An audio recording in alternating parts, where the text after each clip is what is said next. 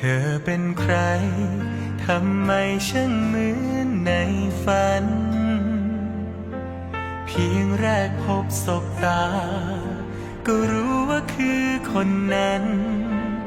คนที่อยู่ในฝันเรื่อยมามองยิ่ง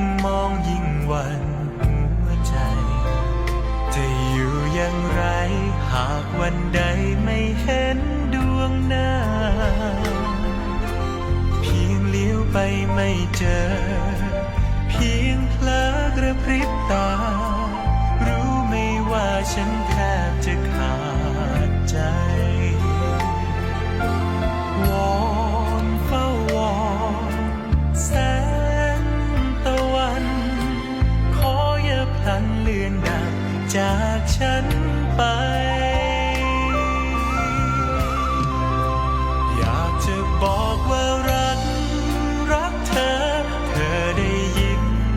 หรือยังฟังสิฟังว่ามันมากล้นเท่าไรต่อให้วันที่ฟ้าพรากเราให้จากกันไกลแสนไกล